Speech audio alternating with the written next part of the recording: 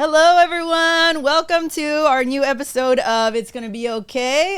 Today, I have a very special treat. I have Becca Ward, and she just got off of her first live taping recording from Laugh After Dark in Vegas, dude. How do you feel about that? It was terrifying and amazing, truly amazing. They had an AI camera set up, which was my first time seeing that. Follow your face, which was cool. But also, we did Skankfest the week before. Oh, okay, So we spent 8 days in Vegas. Wow. Which is probably like 6 days too many. Yeah, that sounds about right. That sounds about right.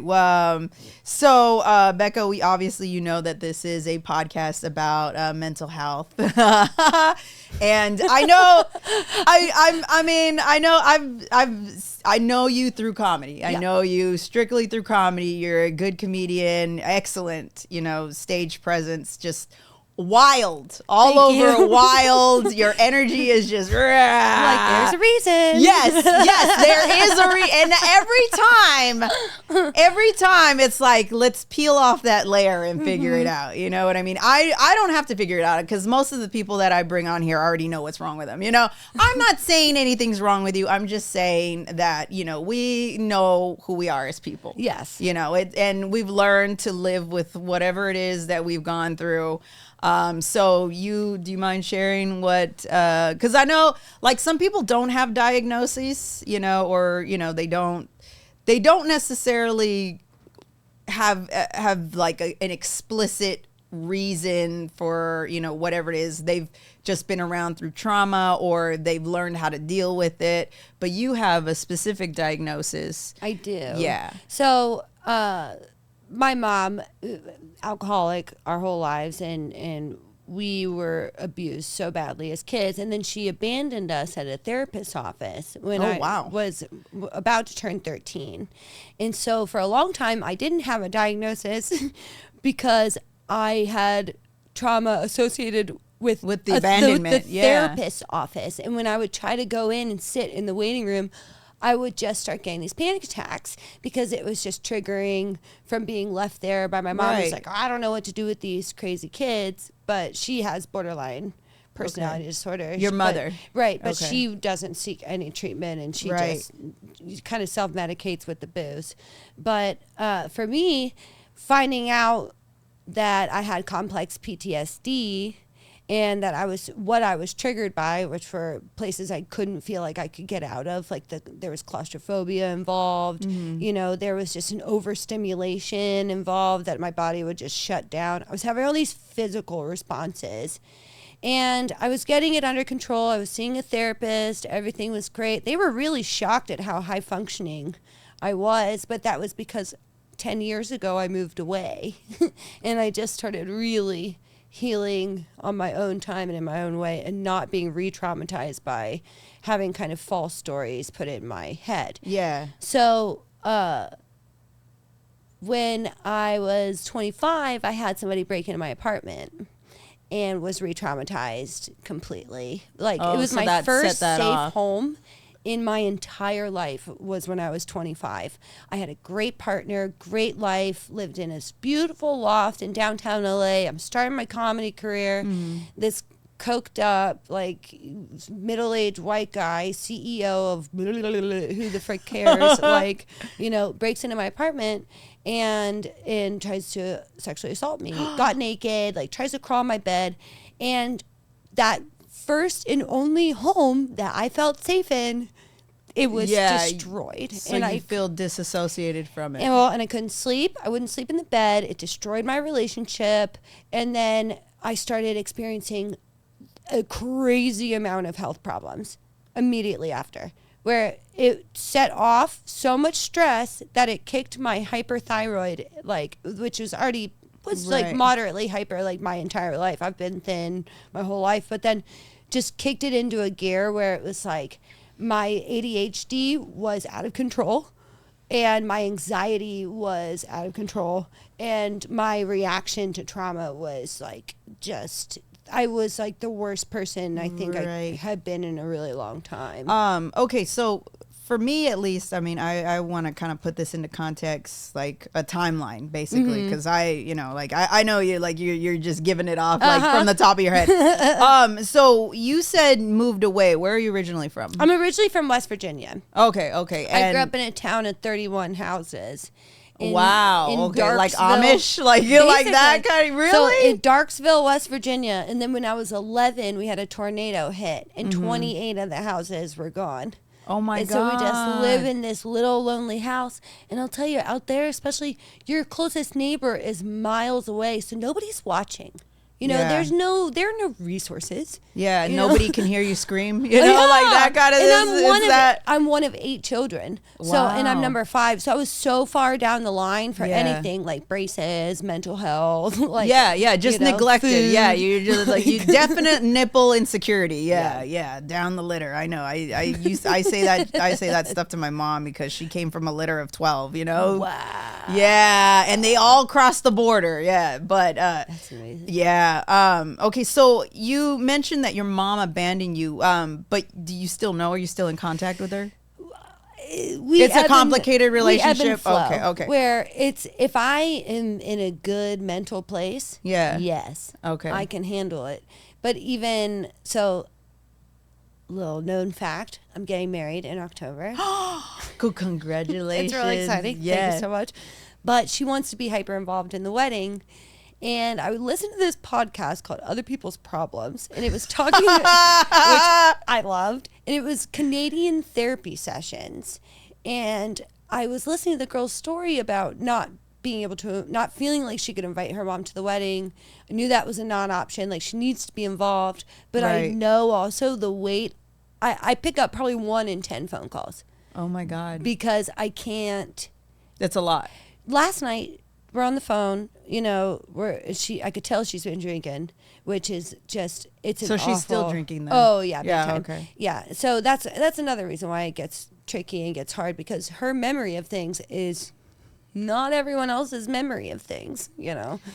Yes, I am familiar with that kind of, And so I can see how that would probably add to like some of the abuse that you experienced as a child. Oh yeah, know? That in our elementary school also would beat us. So my mom got the idea of the paddle from our elementary school. Oh my God. From our Christian academy that would whoop us. So then my mom took the same paddle, but she drilled 16 little holes in it so to make it aerodynamic. Yeah, so it would have less wind resistance. Sorry, that's kind of like it was brilliant. Yeah, no. Abusive. Like, and I make a lot of jokes now where people apologize to me for, you know, everything that's happening with Jewish people right now. Yeah. Because of my nose, and I tell them, no, it's okay. I just have a mean mom. Like, you don't have to apologize. So is this from your mom? My mom's broken my nose. I mean, it's just one of those things where for me, I went to this, in high school, I went to this place called Alateen meetings, and it was for kids with alcoholic parents. And I just heard some of the wildest stories that I related to on such a hardcore level that I was like, at a very young age, at like 13 years old, I saw I'm not alone. Mm-hmm. There is a group. There are resources. If I choose to love myself first and figure this out for me, instead of trying to take care of mom, try to take care of my 7 siblings, try to take care of my dad, try to everybody else, if I actually focus on myself, I might make it out of this. Yeah. Okay. Like, I might be okay. Well, that's actually really smart, though. Most people don't discover that until afterwards, until they're older. But I mean, so at what age was the abandonment part of the larger portion of what triggered you, or the PTSD came mostly from the physical abuse. Okay. Where it's like, you know, things that if you describe it to people in comedy, it sounds funny. Oh, my mom would tickle me till I peed myself. But like, how mortifying is that in front of a room full of people, that your mom is willing to pin you down and do something kind of torturous. So like now I like, even especially with men, they think it's so freaking funny and cute, like to tickle you, jab you in the side.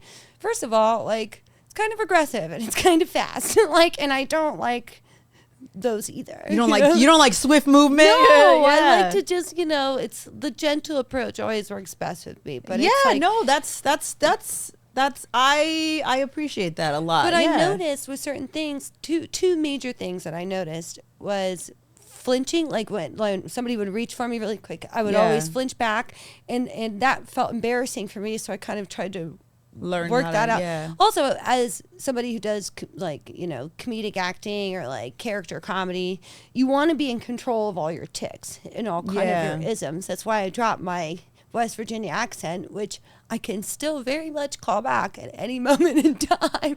But I don't speak like that because I noticed people thought that I was stupid. So I fixed that. Really? Wait, okay, so what does it sound like? I don't think I'm very familiar with it. My name is Rebecca. Oh my God. Okay, that kind of accent. Bless your heart. Yes, ma'am. All the way from the deep south. But it's the Virginia South, so you talk a little bit like you got a little bit of marbles in your mouth still. I feel like that is the Westboro Baptist Church. It is. I grew up in a Baptist church.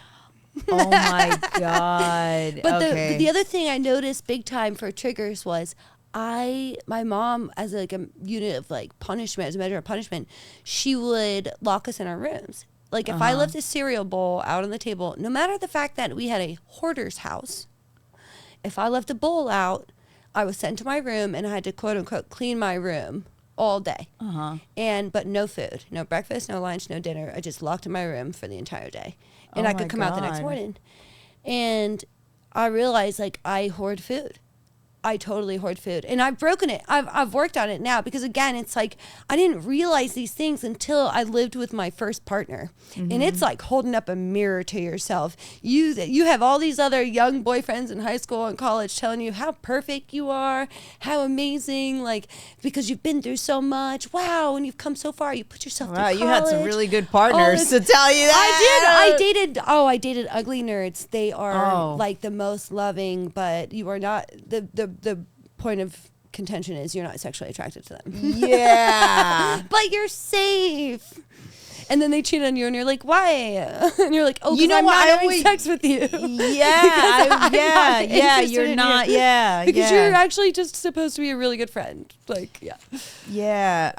So getting back to your mom, I'm trying to figure out a timeline, at what age did she abandon you? And that was when we were, I was 12. Okay.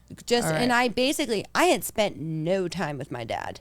My mom would do this thing where my dad would call and he'd say, Laurie, I just want to see my kids. And she's like, you're behind on child support. No. You pay your child support? Fine. But up until then, no. She said, if you come on my property, I will call the police because you will be trespassing. And then she would turn around and tell us, hey, kids, your dad's coming on Sunday. Make sure that y'all are ready to go. And we would sit there by the door all day long with our little suitcases on Sunday waiting for our dad to come pick us up. And my mom just sit there watching. She'll set that up for you, almost like an emotional abuse, and like so a manipulative thing. You should start calling him bio dad because he's never there for you. He's never at any of your games. He's never, I'm the one who drives you to gymnastics. I'm the one who drives you to ballet. I'm the one who takes you to cheerleading. God. It is when you live with a person who is unwell, you just grow up in a way that is so chaotic, but it is so normalized to you. That you go to school and you're like, wait, nobody else smells like cigarettes because no one else's mom smokes 2 packs a day inside their house. So I have a question. So did that affect the way you learned how to trust, your reality, or just trust people in general when you grew up? Because I know PTSD has that kind of... I kind of went the other way. Oh, what do you mean? I was like, see, it can never be as bad as it was. Really? And that person was supposed to love me the most, and she was the worst. So these other people, first of all, my expectation of people is very low. Yeah. When you come from nothing, everything feels like something. And your gratitude just for everything shoots off because you're like, wow, this is so cool. I thought I was going to die back there when I was 6, Yeah. So you have this... I just don't expect anything from anybody because my grandparents, they tried to step in a little bit, but not really. Yeah. My dad didn't step in until my mom went to the mental hospital. nobody stepped in to save us when we were 8 years old. Who the fuck's going to save me at 31? Yeah. Me? Yeah, exactly. And that is how that works. I definitely fell into like looking for my Prince Charming though. That was definitely something that I found that I would do is I almost always have had a partner. Like, do you think that has to do with, you finding safety? Yeah. Like if worst case scenario, I can't look out for myself. I need to find somebody who fills in the gaps in the ways that like I can't look out for myself. That's not a partnership. No, that's codependency. That's codependency. Yeah. So then you learn to live well on your own. And then sometimes I like willingly invite chaos into my life because it's like part of like this adrenaline with the hyperthyroid and with like the ADHD and like getting these really high kind of like, even when I'm on stage, I have these kind of blackout moments where your adrenaline is just pumping so hard and your body's working so hard that you just kind of black out or blank. Like sober as a judge, it's just what happens. Like, so I think that at a time in my 20s, I loved that feeling.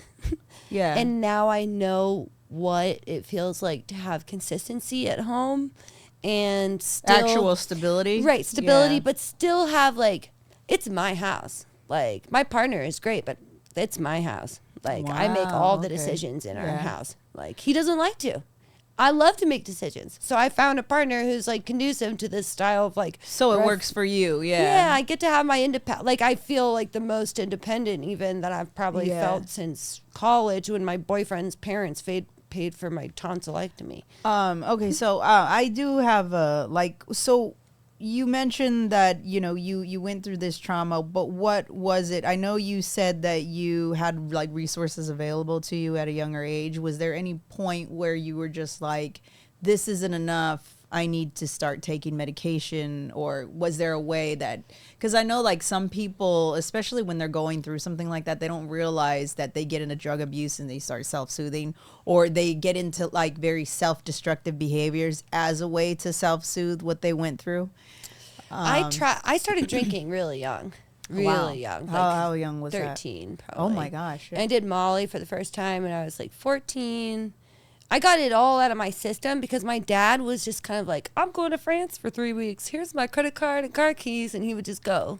He treated us like roommates, but I was just turning 13. So I was like, God. I'm going to party. Wait, what'd your dad do for a living? No, my aunt has miles. Oh, okay. Oh, I was like, wow, what kind of... But it was crazy because, he would just leave us to our own devices. I was like, well, shit, I always wanted to be, like, popular. But the way I could think of to do it was invite everybody to my house. We all drink, like, Natty Light, And you did like, things to make people like you. Yeah. But then, so I tried some focus meds because the thyroid issue has started popping up actually when I was like 17 or 18. Mm-hmm. But two weird things. One is it's glorified to be thin. So I didn't actually know that I was not healthy.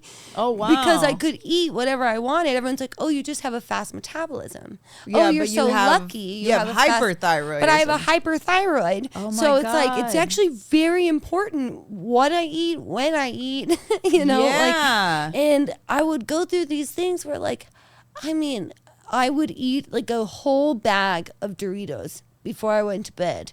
And I would wake up at like 4 o'clock in the morning and feel like somebody punched me in the stomach. Like I hadn't eaten in like 3 days. Like, oh my God. I definitely was like a binge eater. Like I was definitely way into food, but because it was no consequence to me, I could just eat other than I would either go, 18 hours with no sleep or sleep for 12 hours. Like it was kind of, my sleep was all out of whack. Yeah. But yeah, it was really when the guy broke into my apartment that it just set off my constant defense.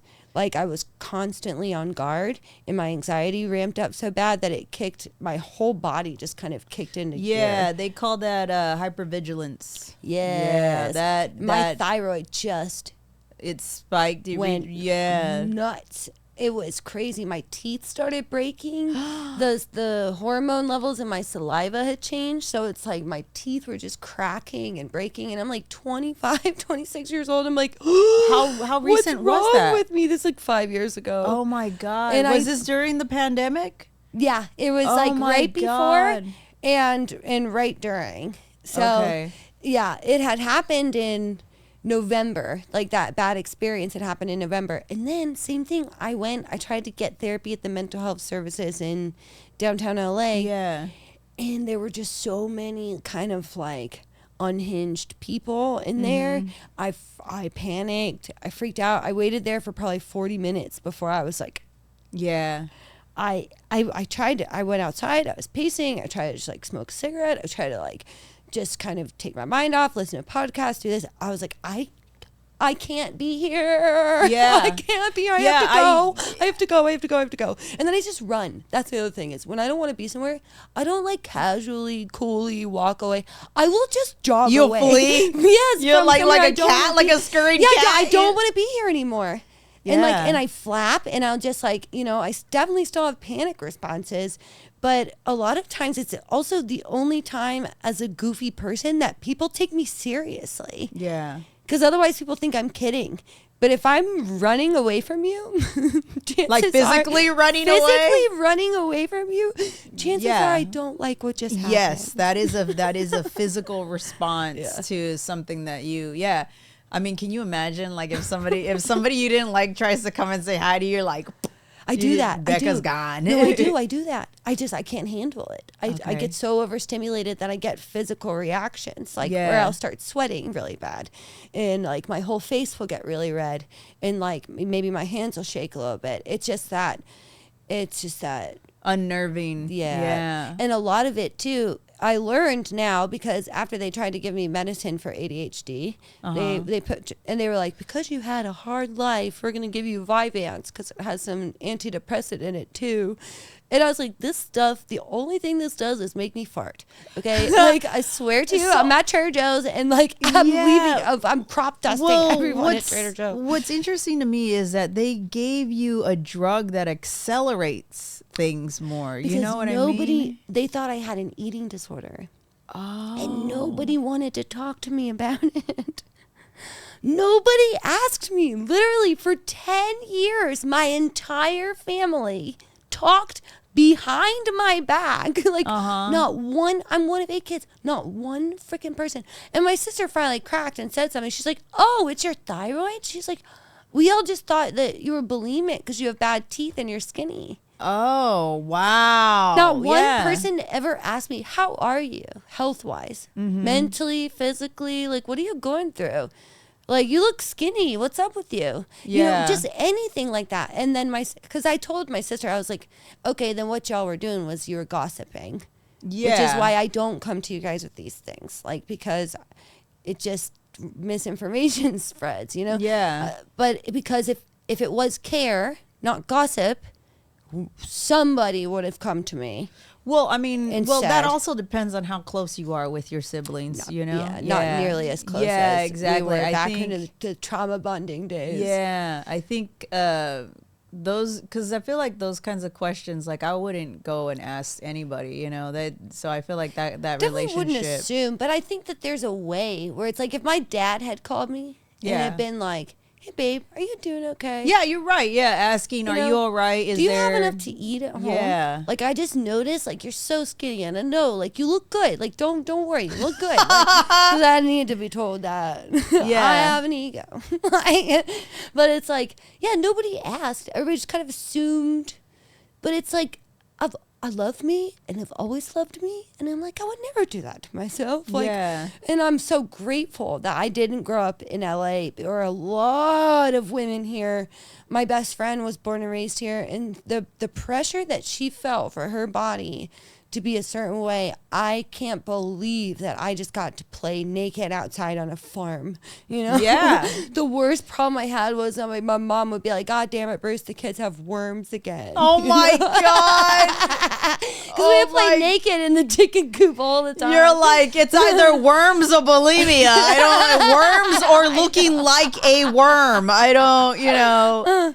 That's so the in silly. between. Yeah. But it's like, it also was just funny to me because I've always been this size, but everyone was like, you have acid reflux, you have this, you have an eating disorder, you have that. But like, nobody guessed, even though I have a history of thyroid issue in my family. No one guessed that. Nobody put two and two together. No one said autoimmune disorder. Like, clearly, like, you're getting sick every day of the week. Like, nobody put it together. They were like, we'll take your tonsils out. That should help. I mean, it might also depend on the level of education of the people you're talking to, You're totally right. Because California has amazing medicine. Yeah. But like, I mean, you really yes and no. Yes and no. But even when I went to Mexico, they were like, yeah, we know exactly a specialist for you to talk to. We know exactly what's happening with your teeth because we actually have a lot of experience with people with thyroid issues in their teeth breaking. And I was like, this is the first time that anyone has ever made me feel like this wasn't my fault. Oh, man, is there something that you're taking right now currently for the thyroidism? No? But how are you managing that? With diet. Oh, okay. Oh, my gosh. And weed. Diet and weed? It's so bad. Well, at least it'll slow something down. I don't know. Because I tried the Vyvanse and I was like, this is not for me. Yeah. They tried me on another like kiddie one called Stratera when I was like young. Just because I would never shut the fuck up. But that's just me. So when did you know that you had like because I know we were talking about the PTSD they just called it hyperactive when I was a kid. Hyperactive. They were like, she's hyperactive. But when did the hypothyroidism come in? I started feeling symptoms when I was 18. They didn't figure it out until I was 25. Oh, okay. I think by 19 I was like really struggling. By 20, and then I kind of figured out how, I started working for Trader Joe's and I started eating a lot better, than the way I grew up. We don't have fresh things coming in. The closest warehouse to us in West Virginia was in Allentown, Pennsylvania. Oh my God, that's a whole different state. Everything we eat is cans, frozen, preservatives. Yeah. So processed. Yeah, processed. And so, my body even transitioned hardcore when I went from not eating preservatives anymore. And then I would try to eat like a fast food something and my body would be like, what is this again? It's amazing. So eating healthier, immediately I started feeling a little bit healthier. And then I went to San Francisco and like I partied a lot and my health was kind of like wonky because I was partying a lot. I was in my young 20s. I was like, I'm just gonna like get it out of my system. And I did. I really did. To where it's like now, and then I didn't drink for like 5 years. And then I came down here and I was like, I'm going to be serious about work. And then it was a lot of, therapy, a lot of like getting to know myself again, trying to figure out all this body stuff. Because I'm going to be straight with you, I don't really want to take pills until I absolutely have to. Because I want them to work when I need them to work. I know that's maybe an old wives' tale. No, that makes a lot of sense. You don't want to build a tolerance. I don't. Yeah. And also, it seriously messes with your hormones. Yeah. And it's just like, I'm not at an unhealthy weight because I eat 5 times a day. Do I still get overstimulated by life a lot? Yeah. Well, I mean, the weed helps. Yeah. I mean, I've heard of people with hyperthyroidism and they manage by working out. Because they're building. Yeah. Did they ever recommend that to you? Everybody always tells me to. And I do my own thing though. Yeah. Like, here's the thing. It's like, I know it sounds silly, but it's like, I do my own yard, right? Like I take my dogs out. I've got 2 huge lab hound puppies that are freaking perfect. We go running out there with them. I try to just incorporate exercise into my daily life, because I just... And I know that seems already counterproductive because you're thin, but they want you to build like muscle. Well, muscle that mass. and I don't want to get osteoporosis. Yes, I'm at high risk for that. Yeah. So I've definitely I feel like I've done my homework. I've done my research. If there are ever points that I'm getting too thin, it's usually for a reason. It's because I was Stress? just on antibiotics for my teeth, okay. and it just wrecked my stomach lining, and Yeah. so I couldn't really keep food in for probably 5 days. 5 days for me is like, oh, Yeah. it's bad. I'll go down from like 125 to like 112, Yeah. which is not good. And yes, there are certain times where it's like, the one thing that I have enjoyed that I've been prescribed before, but since my life has really leveled, being in this beautiful house with my beautiful man in Long Beach, my beautiful dogs, it's like, but I loved when they would prescribe me Ativan. Because I could that's take, a good drug. I've been on that before. Half of an Ativan when I was panicked about all things. It was like if the TV is going, and Alan's phone is going, and my phone is going, and the dogs are barking, and the neighbors are, it's like, I just, like, I can't even think. Like, I have to, I'm like, everything needs to be quiet.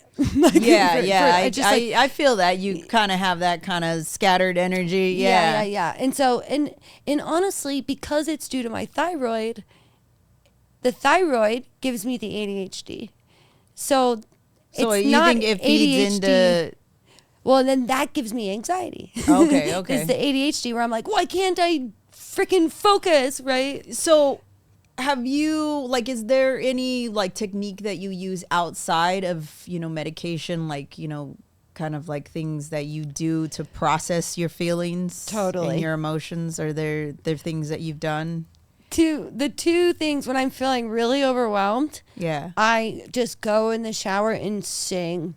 Like really loudly, like yell sing, because it feels like I'm yelling, like getting it out. Yeah. And it's also like usually emotional, and it's associated to whatever feeling I'm feeling. So if I can just do that really loudly, like usually the nerves kick in before a big good show. Yeah. And I'm nervous and I'm stressed because, like, have I closed the windows? Are the dogs okay? Like, is Alan ready to go? Is he like ready to do this? Like, and so I'll just go, and it also kind of warms up my voice. So it's multi-purpose where I will just yell. But the other thing I do is when I'm feeling like, oh shit, it's probably going to be like PMS Blues plus down on myself because, like, I can't keep a 9 to 5. Like, I'm not a 9 to 5er, and therefore I don't have like a butt ton of money. So maybe a little money blues, whatever's getting me in the blues. I purposefully watch things that make me cry. Like, this is dumb, but like The Voice makes me cry so hard. Oh my God. Because here's why. You watch the cheesiest thing on I know, TV. but You're it's like... because people have 5 minutes where they're like living their dream. And they're seen by like all of America. And I'm like so proud of them. And I'm so joyful for them that it's like turning this feeling where I really want to cry, but I don't have a good reason to cry.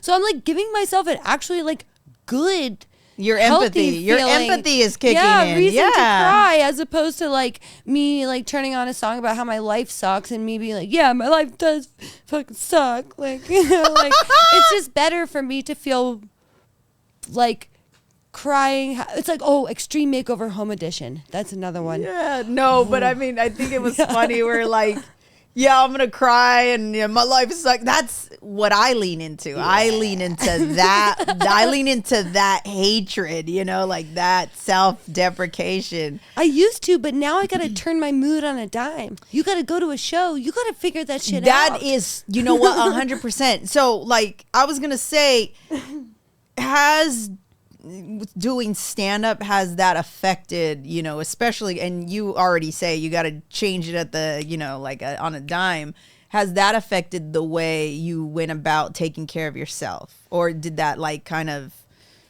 how would I say it? Did it like expedite or like push you to, explore that even more? Because here's the thing that for me, at least, when I started stand-up, it forced me to like learn more about myself, because you can't just go up on stage and then do the same shit ass fucking routine. You know what I mean? It has to come from a place that's very deep and personal and emotional for it to actually want to feel and make sense on stage, I love that question because it struck something in me I have not really thought about until now, which is I always wanted like a squad. When I was in high school, I wanted to be in like a clique. You know, I wanted to be part of something. I never was. Yeah. In college, I was like, well, maybe like a sorority or like, you know, college theater or something. I just never like. You wanted a belonging. In. You wanted some place to fit I just wanted like a group of people. Like I see a lot of people, it's like, oh, we're these girls, or like we do this together. We all are friends and we're a group of friends. I tried for that. I wanted that. And then when I got to comedy, it was a total acceptance where I was like, I'm not meant to have that because I'm meant to focus on myself. Yeah. And the reason why my career has been expedited, it really has for me, like partially because I have a degree in writing and in theater. Okay, that helps. Yeah, that definitely helps. Like it really helps, but like more than I really give it any credit to, right? And, but the other thing is like, yeah, when you're just up here, like I don't feel the need to express or taper or tame any material or jokes to anybody else because it all is up here. It all comes from you. It's not coming from riffing with my friends. Exactly. Yeah. Like I see people do that and then they try to work that material on stage and it doesn't work for the normies because you were riffing with your comic friends. There's no context. Like there's no. Yeah. Yes. You know? Absolutely. You have to. It's almost like you There's have no to. There dynamic. needs to be like a premise, right? And then you telling that narrative and what does it say in the overall? Like what is it you're trying to say overall? I see and I also don't watch a lot of comedy. I hate to say it because I really don't. I want to be on SNL. I do, but I didn't even have a TV until I was 15. Yeah. And so it's like I am so disconnected to that world that I've lived in imagination land for 30 years. And it is an awesome place. Yeah, because it's pure. It's strictly pure, from and you. It saved me my entire life. Yeah. It saved me just retreating to this safe kind of place in my mind. Yeah. And so now to share that part with everybody else, not only is it like, hey, I'm giving you guys permission to be super weird in this room, but also you guys are giving me permission to be super weird and get paid for it. To share my weirdness with you. I'm sharing my weirdness and with you on stage. Yeah. So that part is, but I think acknowledging that I was always going to be a loner, as much as it's hurt me. Like sometimes I sit at home and I'm on Instagram and I see, this group of people. Oh God. You know what? Look, let me tell you. you something about that kind of shit. Yeah. It is not always what it seems. You're right. You're right, but I get lost. I sometimes when I'm down on myself, I start feeling like, man, I just wish, like when it came to the wedding, thinking about like bridesmaids and who to invite. Ooh, can I go? Yeah. No, no, it's okay. I just like cake. I'm into cake. Well, it's a destination. It's in Maryland. Oh, okay. Oh, never mind. Yeah, it's at an abandoned amusement park. Oh, wow. Yeah, okay. Turned national park. It's really cool. But even just trying to find out, I'm like, who do I want to invite to the wedding? Because my family is so massive that like really it's only my family, but there's maybe 5 people that I could invite. And what it came down to, I was like, I want to invite those. There's not a group, my gaggle of girls of 5 girls that I grew up with and they're my best friends. It's like I have individuals who have seen me through the worst time and those are the people, my life. Yeah. I want to celebrate the best day of my life with the people who stuck by me through thick and thin, right? Through the times where it's like, I have a maid of honor and a man of honor. My man of honor, he knows my mom. He knows the whole family dynamic.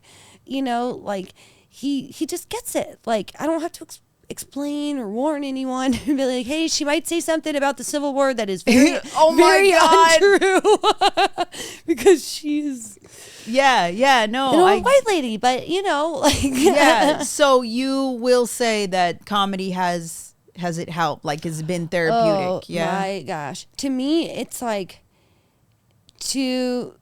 giving purpose to pain. Yes, that is a very beautiful way of putting it. Thank you. Yeah. That's how I feel about it. It's like, okay, all of that it's like these jokes, if I let myself go to this level where I do talk about child abuse, I talk about alcoholism, I talk about my mom. She said I wasn't strangling her, I was stabilizing her neck so I could rip her fucking mouth off. Oh my God, I'm fucking dead. I'm sorry. That's my mom. Because that's the kind of shit abusive people say. They try to justify it. Yeah. But it's like also funny. Yeah, it is though, because you're thinking how absurd it is, and it's so truthful, and you're like, this doesn't need to be written. It's just there. Yeah. And with PTSD, one of the beautiful things about it is you're reliving these moments. All of that trauma is like stored in the cells of your body, dude. So when you are reenacting these moments on stage, it gives it more. But your response is flip-flopped, whereas before your response would be, oh, I'm afraid of this woman. Yeah. But now you're all laughing together. You're changing. And you're taking away the power from the pain. Yeah, exactly. Yeah. I feel like you're retraining the cells in your body to respond positively to a negative memory or negative kind of like anxiety. Yeah. Feeling you have. Yeah. You're going from victim to survivor. Yeah. Then the one thing I will say too is when it comes to the guy breaking into my apartment, comedy I couldn't do comedy for like probably 3 or 4 months after, at least. I think I did very, very little in the 6 months after he broke into my apartment, because my partner at the time was away on a work trip to Canada, and I just like, and I remember one of the breaking points of he and I breaking up was he had said something to me where he was like, you haven't done a show in like 3 months. Do you still consider yourself a comedian? What kind of asshole thing is that? And it shattered me because it's who I am. Yeah. I am here to unite people over joy, to bring people together, make people laugh. But also I have a weird thing where I know so many weirdos. I'm totally supposed to like connect the weirdos together. Yeah. I feel very confident, and I'll share, Yeah, well, I mean, that kind of brings something for me at least into perspective, what you said, because I mean, we're talking about giving purpose to our pain, you know what I mean? And I think that because you mentioned how you were a weird kid growing up, do you think that was a way, because I mean, obviously you weren't doing stand-up as a child. You were doing stand-up as a child? I had middle child syndrome. Okay, so but I mean, that's where I'm going at. You weren't like officially going on stage. You were doing stand-up, but you didn't realize. That's what I mean. Like that was like trying to be like famous, your personality, the way you acted out as a child. That was your way of like, okay, I'm making something funny. This is so that whatever it is that I'm dealing with mentally, that's how I'm getting through it. Like the little idiosyncratic, behaviors that we all have or we adopt, the things that make us loners. You know what I mean? You get what I'm saying? Yeah. I think you also, like, coming from a big family, like having a very angry mom, it's like I just wanted love wherever the frick I could get it. Mm-hmm. And that feeling of everybody is clapping for me right now, like I don't feel love at home, but when I get on stage and everybody just thinks I am like the coolest little thing, like, I remember I did Jokes for Jesus at church camp. Jokes for Jesus? Yes, I did it at church. I won the Christ-like award at my church camp for telling jokes for Jesus when I was in elementary school. Uh-huh. And then I would take these socks, when I would go to my grandma's house, I'd take these socks, and I was like 6 years old, and I'd put them in like a gown, like, so I would have tits, and I would walk around her house with socks and a gown, and I'd be like, who else but a bosom buddy would sit down and tell you just how rotten you are, from Auntie Mame. I just was always that kind of, you're very animated, theatrical kind of kid. Yeah. But it's because I think when I saw other people watching stars, like watching people that they were so thrilled by, I was like, I want to make people feel that way. Yeah. Like my mom has everything it takes to make people feel that way. If she didn't have an imbalance in her mind, like just like a chemical imbalance in her mind. Do you think that she has all the writing skills, all the people skills? Like, she's so funny, she's so quick. And my dad, he's a weird one. But like, but it's like, I saw she uses her powers to make you feel like shit about yourself. And like, I use those powers to make people feel awesome. Yeah. And like, I saw that where I was like, you know, people are hanging on every word she's saying. Why? Yeah. You know, and then you start getting into, well, what is it that's so interesting that she's saying? What's getting their attention? What do they like about this? Yeah. Like, you know, and it's character. You know, it's like having a big personality. That's true. That's true. Or being just not a big personality, but having a personality. Like, it doesn't have to, I don't mean big by like loud just or out a presence, right. essentially. Yeah. A presence. Yes, totally. No, you're right. Doing that, I mean, people conscientiously kind of have, I mean, I wouldn't say conscientiously. I mean, whether they like it or not, they have the ability to persuade people. You know what yes. I mean? And some people use it for good, you know, and then there's other people that waste it. You know, they waste that potential. Or the only way that they know how to use it is destructive, because of like my mom's upbringing was that way. Mm-hmm. Very destructive, very negative. That's all she knew how to do for us. So, but then somehow, you know, the cycle broke. Yes. And a whole bunch of her kids were like, well, you don't really seem happy. Dad doesn't really seem happy. So why would I do the exact same thing that you're doing? Because like, chances are it would have the exact same result. Yeah. Why don't I just try something else? And like, the chances of me actually, like, I have a proper chance at really being happy. Yeah, so you technically realize, you were very conscientious of that. You realizing you broke the cycle of thought it was inherited trauma. On her, like her the way she wore her trauma. I was like, I can't. And then I started noticing things in myself, like I was lying, like young. I was like, I don't want to be a liar, but I feel like my mom lied all the time, and like I got used to it, and it's like, I don't want to be a liar anymore. I'm going to work on that. Yeah, that like, becomes a compulsive behavior, you know, and then it just it but keeps going. A lot of times you have to consciously try to be a better person. Yeah, no, that's true. When you grew up in that way, especially like my partner, his parents are just like pure good. They are just so good. Like, they're good people. They're honest people. They're loving. Like, do you think it's like, for me, I think like being a good person doesn't necessarily mean like you go out of your way to do it, but you're more like a certain level of self-awareness. Right. Yeah. They're inherently good. They're empathetic, but they're honest. Like, all the things that are important to me on my moral compass, which is like, you know, they're loyal, they're supportive, you know, they oh, that's just a moral compass, you know? That's just a moral compass, being loyal, supportive. I mean, just like, just like they're there for you. Yeah. Like, they're good people. Like, they don't back down when things get hard. Oh, and like, that's the one thing that separates, like, kind of traditional, do unto others as you want to be done to you, whatever. Yeah. There's all that stuff.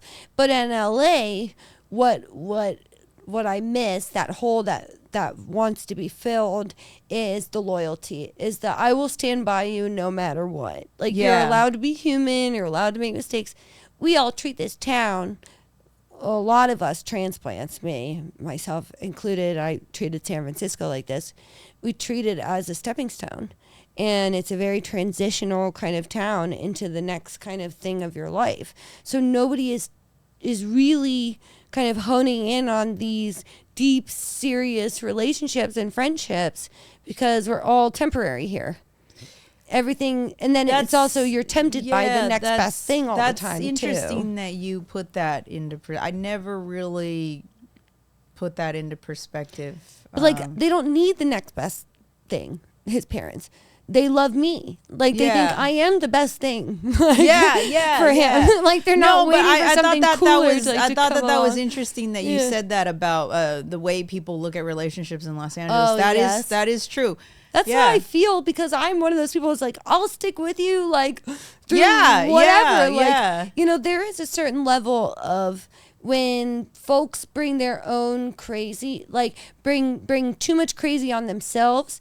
You know, say that you like a certain kind of dude who ends up just kind of treating you like crap, and, you know, like, at a certain point, like, I would be like, you gotta grow out of it. Yeah, you gotta. Yeah, exactly. I want to be here for you, And it happened. The only reason I know even how to like this level of like interpersonal communication is because my best friends have also done extensive therapy, so we give each other these like tips and tricks. So it's like my friend did this with me, and she was like, you know what, I was complaining about my ex-boyfriend for a year. I just missed him. It was my first real love. I was like, oh man, I was so stuck. That requires a certain level of honesty right there. You're like, yeah, I was complaining. I thought I was being a bitch. I was awful. I was awful for a year, and I even hated myself. Like for the first time, I was like, why can't I just get the fuck over this cokehead idiot? Like, what is wrong with me? But you know what, man? There's nothing wrong with venting, though. Yeah. Well, but that's how you have to see it in your head. You're like, I'm releasing this. Right. But also, it's like, it was the only thing that you would ever think about. Yeah. And it was during the pandemic, and I was just in here all the time, going around, Well, maybe it's because of... Yeah, there's a lack of resources during that time, as you explained. I tried online too, but it just didn't have. I don't know. It doesn't have the same as well efficiency. For me. But no, I mean, I'm glad that you came and you shared your story, and wow, that's a lot. I was like, I didn't expect all that. Like, it was like an accordion, like. Well, I don't talk about a lot of this stuff. Yeah, with a lot of people, because I think the biggest enemy to comedy is pity.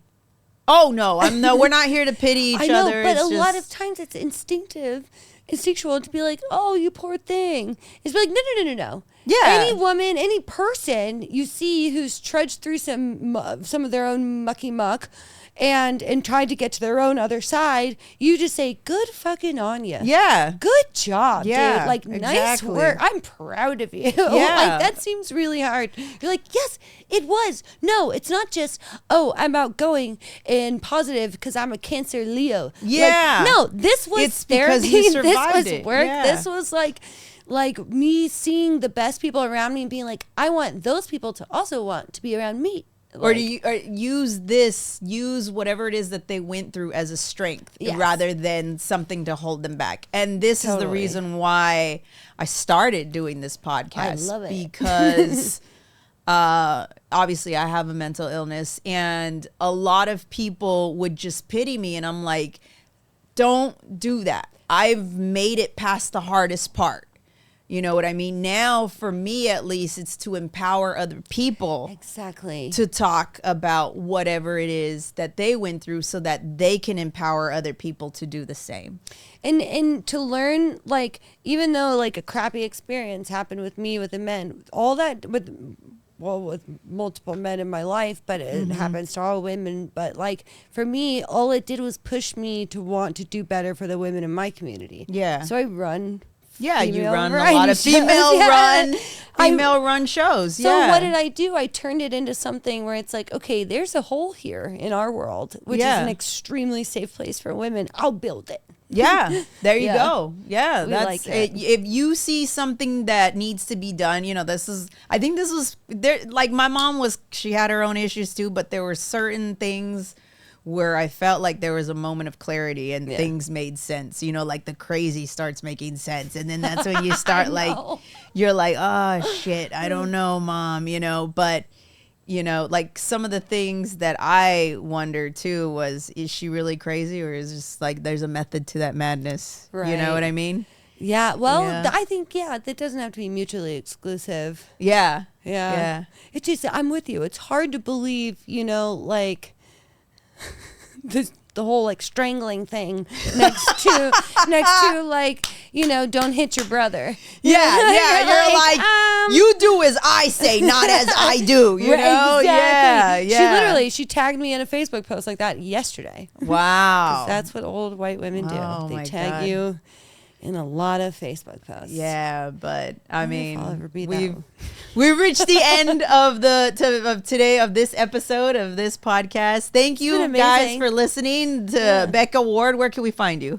You can find me on Instagram, Becca Ward Comedy. Same on Facebook. Yeah. All the socials, Becca Ward Comedy. Hell yeah. And she has a show. She has a great show at Hamburger Mary's. You know, that's on Eventbrite. Cherry Bomb Eventbrite. LB, Yeah. Well, at least for the people that could physically tune in, because I know I got people tuning in across the country. So yeah, I mean, at least listen, follow her, give her a follow. Yeah, my YouTube, my taping will be out on YouTube. There you go. Soon, yeah, so that's exciting. Laugh After Dark. Dang, man, congratulations with that and on the marriage thing. Oh yeah. No, I mean that's a life thing, you know. And remember, when things get tough, what do we got to do? We just got to remember it's gonna be okay, right? Be okay. Thank you. It will. Thank you. Thank you.